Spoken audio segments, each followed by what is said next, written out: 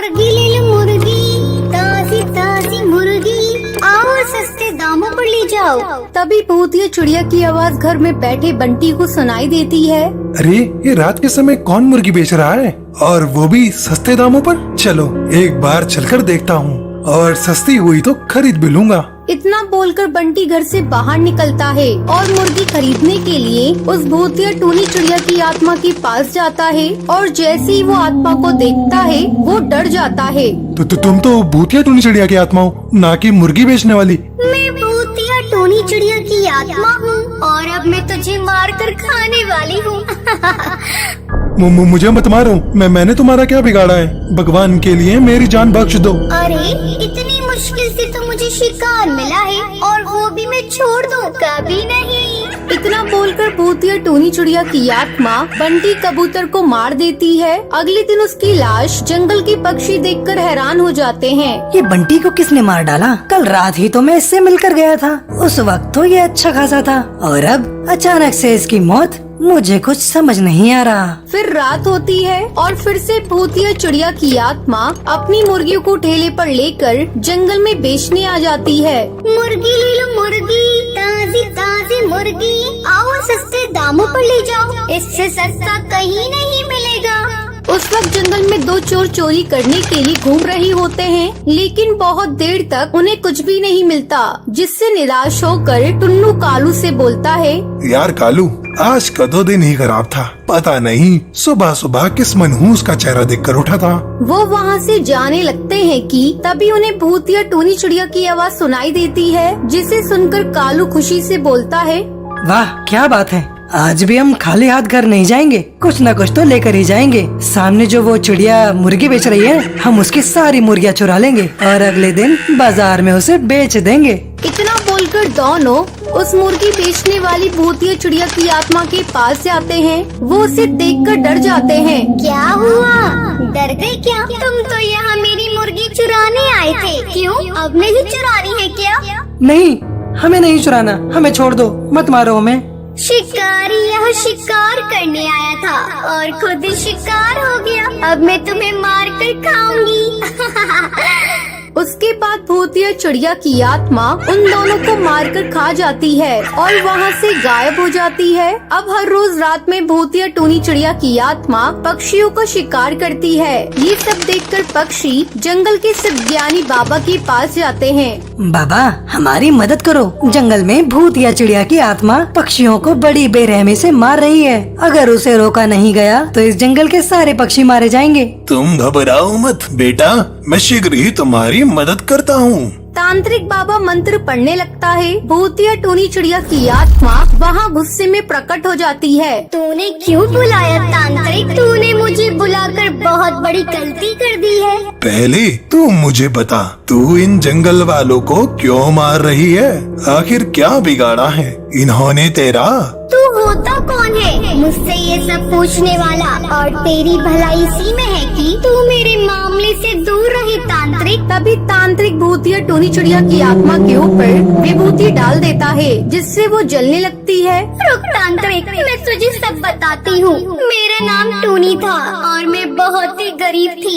मैं इस जंगल में मुर्गी बेचने का काम किया करती थी और उन्हीं पैसों से अपने बच्चों का पालन पोषण किया करती थी। मेरा काम काफी अच्छा चल रहा था, जिसकी वजह से जंगल के बहुत से पक्षी मुझसे चलने लगे थे।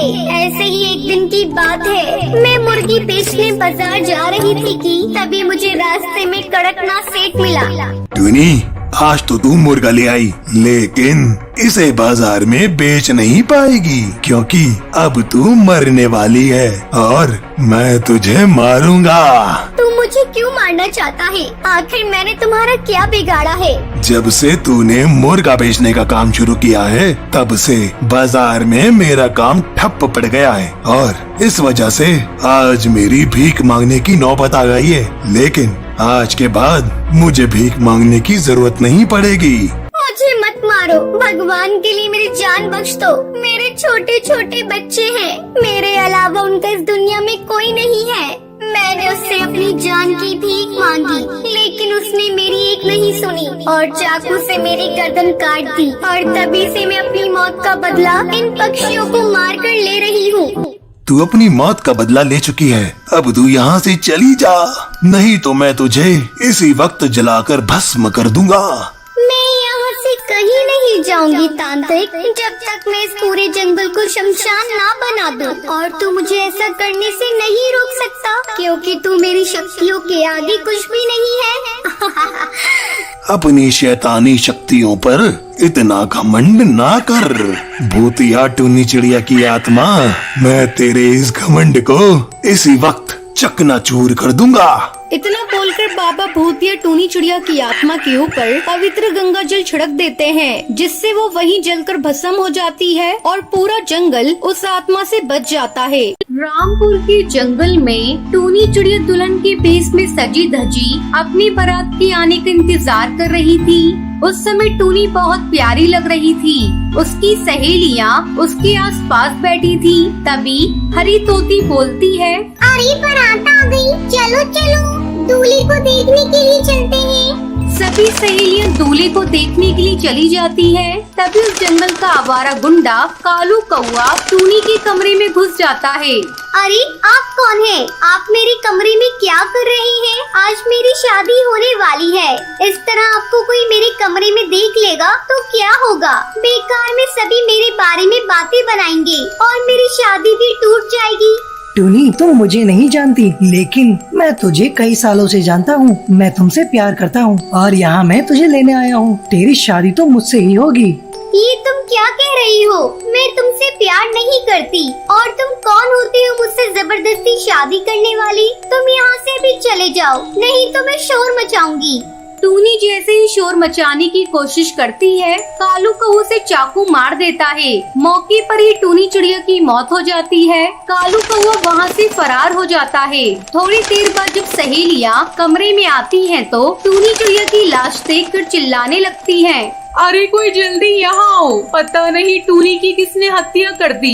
सब चारों तरफ हत्यारे को ढूंढने लगते हैं। इस घटना को हुए कुछ दिन बीत जाते हैं। एक दिन बंटी कबूतर शहर के जंगल से गांव के जंगल लौट रहा था। रात हो चली थी। तभी उसे रास्ते में एक दुल्हन दिखाई देती है। अरे ये दुल्हन यहाँ क्यों खड़ी है? अकेली है, कोई इसके साथ भी नहीं। जाकर इससे बात करता हूँ और पता करता हूँ कि क्या परेशानी है। बंटी कबूतर भूतिया चिड़िया की आत्मा के पास जाता है और उससे कहता है, आप कौन है और यहाँ क्यों खड़ी हैं? अगर आपको कोई परेशानी है तो मुझे बताइए, मैं आपकी मदद करने की कोशिश करूँगा। तभी वो दुल्हन भूतिया चिड़िया की आत्मा के रूप में बदल जाती है। आ गया, मेरा दूल्हा आ गया। अब मेरी शादी इसी के साथ होगी। कहाँ थे तुम इतनी देर तक? कब से मैं तुम्हारा इंतजार कर रही हूँ।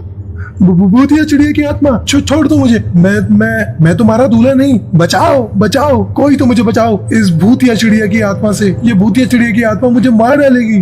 वो भूतिया चिड़िया की आत्मा बंटी कबूतर को मार डालती है। अगले दिन बंटी कबूतर की लाश जंगल में पड़ी मिलती है। हाय रे, किसी ने मेरे बेटे को मार दिया। मेरे बेटे की किसी से क्या दुश्मनी थी? अब हर दिन किसी न किसी पक्षी की लाश जंगल में मिलती।